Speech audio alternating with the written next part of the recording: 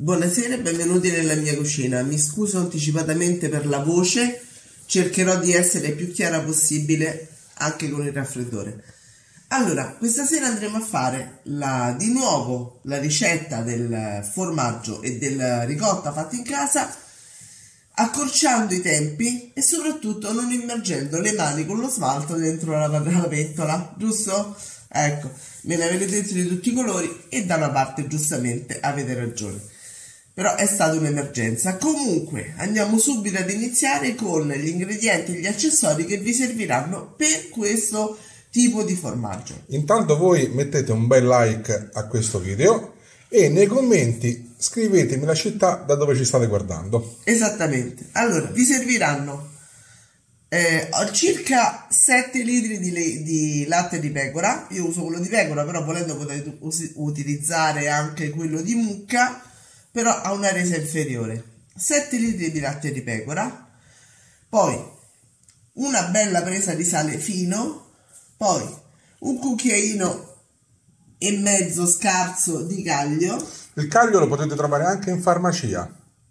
Esattamente. Un termometro per liquidi, eccolo qui, faccio vedere com'è. Si trova nei negozi di casalinghi o comunque specializzati apposta per fare, non so, panettoni, dolci, eccetera. Una frusta di plastica, se non l'avete d'acciaio va benissimo, una schiumarola, noi lo chiamiamo così, e delle fuscelle che vi serviranno, queste per la ricotta e queste invece cilindriche per il formaggio, eccole qua. Queste si possono trovare tranquillamente o su internet o nei consorzi agrari. Allora, andiamo ad iniziare immediatamente. Prendiamo il latte, questi 7 litri di latte, e li andiamo a mettere sul fuoco fino a che non raggiungono la temperatura di circa 36 gradi. Poco più, poco meno. Ok? Ci vediamo non appena raggiunta la temperatura. Eccoci qua, abbiamo raggiunto la temperatura che dicevamo, quindi intorno ai 36 gradi. A questo punto andiamo a mettere prima il sale, una bella presa, così, e poi il caglio. Un attimo, ecco, scusate ma...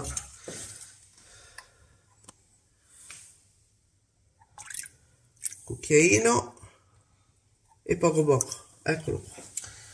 Ora questo cucchiaino è mezzo scarso, ragazzi. Un cucchiaino è mezzo scarso.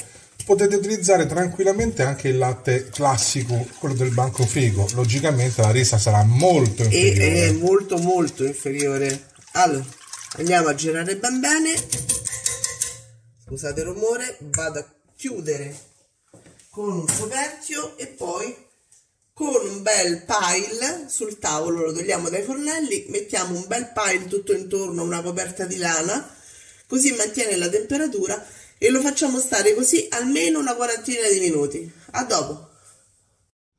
Siamo pronti. Adesso andiamo a togliere la copertina e la togliamo proprio. Ops, il coperchio magari no.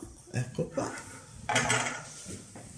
Questa è la coperta che utilizzo per il formaggio e ecco qua, vedete? Adesso facciamo dei tagli in questo modo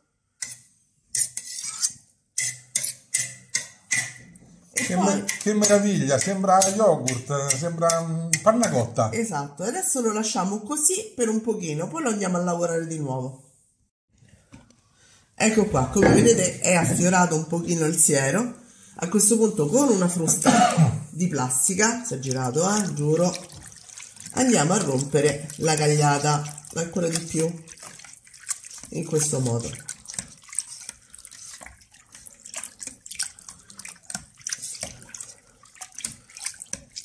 Che meraviglia. La rompo tutta e la lascio così a riposare qualche altro minuto. Eccoci qua, vedete come è scesa la cagliata e è salito il siero? A questo punto andiamo a togliere, guardate, andiamo a metterlo nelle nostre fuscelle, fuscelle, c'è chi le chiama in modo differente. Poi ovviamente il siero che esce fuori lo andiamo a recuperare perché ci servirà successivamente per fare la ricotta, ma questa è un'altra storia. La ricotta vi metterò il video non appena fatto in info box.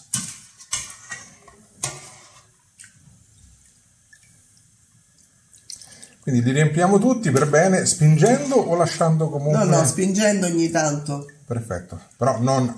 No, così, non con le mani perché così almeno non Perfetto. si creano problemi. Li riempiamo tutti e ci vediamo tra poco. Esatto. Ecco qua, ne sono uscite 3 forme, belle piene devo dire. A questo punto prendiamo del sale grosso e lo mettiamo sulla sommità del nostro primo sale in preparazione. Diciamo un paio di prese per quello grande e una per quello più piccolo, ok?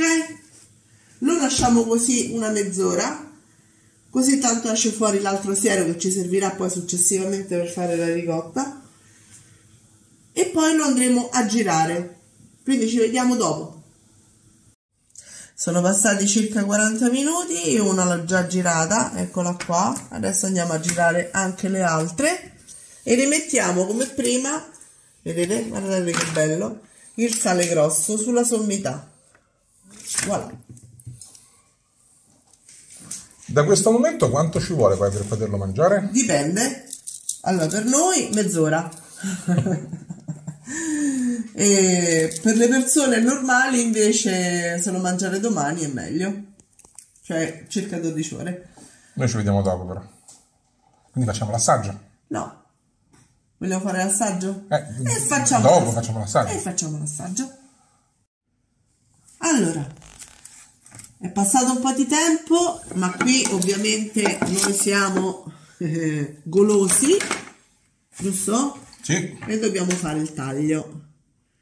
Guardate un po', che spettacolo. Eccolo qui. Ragazzi, guardate che meraviglia. Questo ovviamente è ancora caldo, quindi se lo volete far stagionare, nel senso lo volete ancora più tostarello, dovete aspettare quelle 12 ore che vi dicevo prima.